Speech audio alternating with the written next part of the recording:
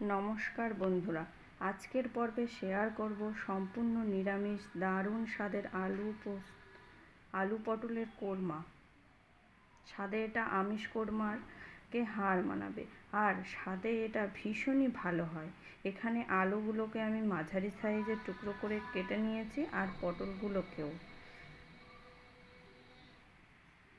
এবার রান্নায় চলে আসা যাক। কড়াই গরম করে সর্ষের তেল দিয়ে ভালো করে গরম হলে সর্ষের তেল ভালো করে গরম হলে প্রথমে আলুগুলোকে ভেজে নেব।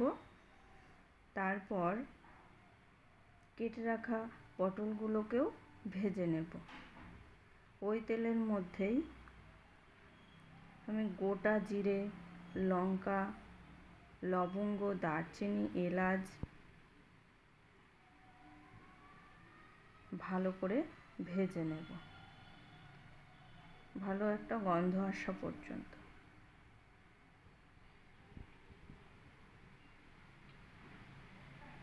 এর মধ্যে আমার আলুগুলো ভাজা হয়ে গেছে। এবার আমি ওই তেলেই পটলগুলোকেও ভেজে নেব।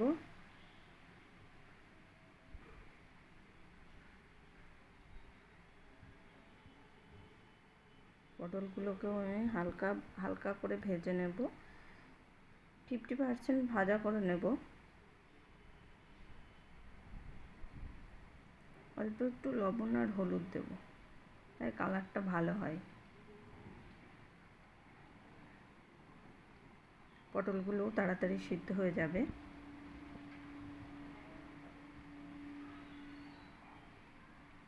এদিকে পটলটা তারে ভাজা হোক।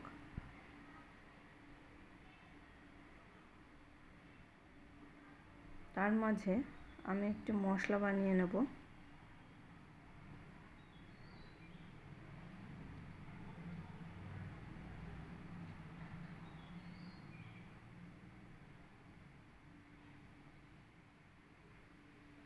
পটলটা ভাজা হোক, আমি একটা মশলা বানিয়ে নেব। 1 চামচ আদা,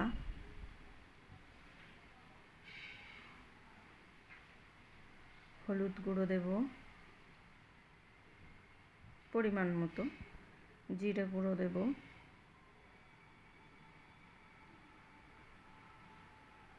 লঙ্কার গুঁড়োটা দিয়ে দিলাম, জিরে গুঁড়ো। আমার কাছে ধনে গুঁড়োটা ছিল না, ওই জন্য আমি ধনে বাটাটা দিয়েছি। আমি 2 চামচ ধনে বাটা দিয়ে দেবো। এবার মশলাগুলো ভালো করে অল্প একটু জল দিয়ে ভালো করে পেস্টটা বানিয়ে রেখে দেবো সাইডে।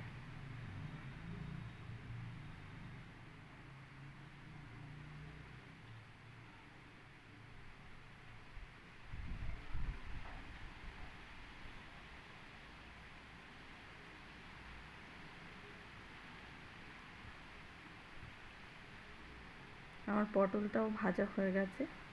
এবার আমি পটলগুলো তুলে নেব।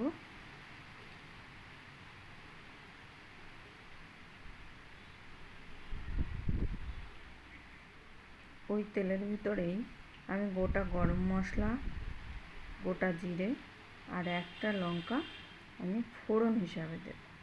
ফোড়নটা ভালো করে ভাজা হোক, ভালো একটা সুন্দর গন্ধ আসা পর্যন্ত অপেক্ষা করব। এবার ভালো করে ভাজা হয়ে গেছে মশলাটা আমার। এবার ওই বাটিতে পেস্টটা দিয়ে দেব, মশলাটা করে রেখেছিলাম সেটা দিয়ে দেব।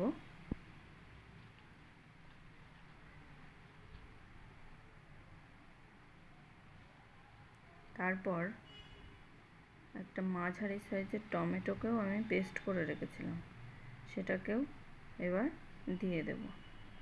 একটু মশলা ধোয়া জল দিলাম, মশলাটা না হলে ভালো করে কষানো যাবে না। আর মশলাটা যত ভালো করে কষাবে রান্নাটাও তত ভালো হবে, খেতে ততই ভালো লাগবে।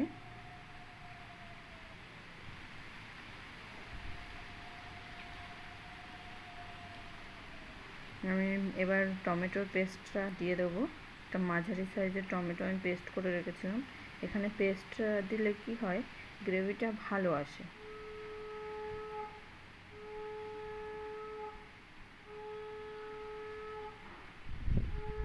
তাড়াতাড়ি কষানো হোক, এর ভিতরে আমি আর একটা মশলা তৈরি করে নেব।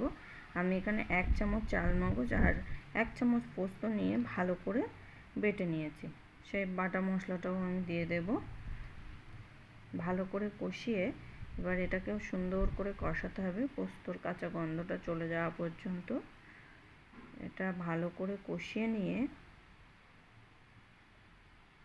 এটা আমার মোটামুটি প্রায় কষানো হয়ে গেছে। আর একটু কষবো,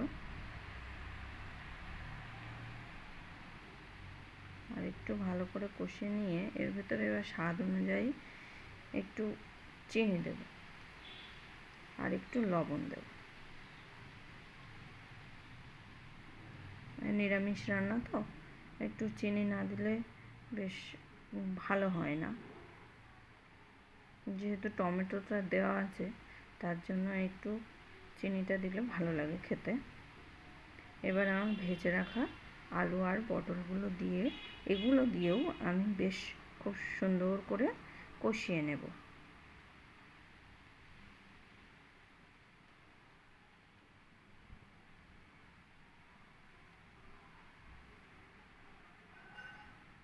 আমি যেভাবে বলছি সেইভাবে বানিয়ে দেখবেন, খুব ভালো লাগবে এটা খেতে। ভালো করে কষিয়ে এবার ওর ভেতরে আমি গরম জল দিয়ে দেবো।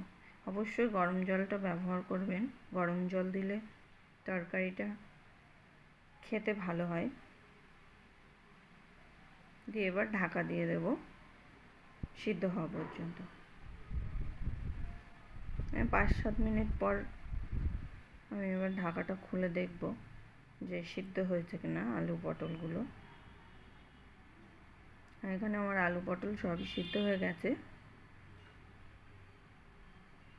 দেখুন এদিকে আমার রান্নাটা প্রায় হয়ে গেছে। এবার এখানে আমি 1/2 চামচ ঘি দিয়ে দিচ্ছি। ঘিটা অপশনাল, দিতেও পারেন নাও দিতে পারেন। এবার মিশিয়ে নিয়ে তৈরি হয়ে গেল আমাদের দারুণ স্বাদের আলু পটলের কোরমা। আপনারা অনেকে অনেক রকমভাবেই আলু পটল রান্না করে খেয়েছেন, এইভাবে একবার বানিয়ে খেয়ে দেখবেন। এটা খেতে খুবই দারুণ লাগে। এটা পোলাও, ফ্রাইড রাইস, এমনকি সাদা ভাতের সাথেও এটা খেতে খুবই ভালো লাগে, লুচি পরোটার সাথেও ভালো লাগে। কেমন লাগলো এই দারুণ রেসিপিটা, দারুণ স্বাদের আলু পটলের কোরমার রেসিপিটা আমাকে কমেন্ট করে জানাবেন। কমেন্ট করে জানাতে ভুলবেন না কিন্তু, অবশ্যই কমেন্ট করে জানাবেন। ধন্যবাদ।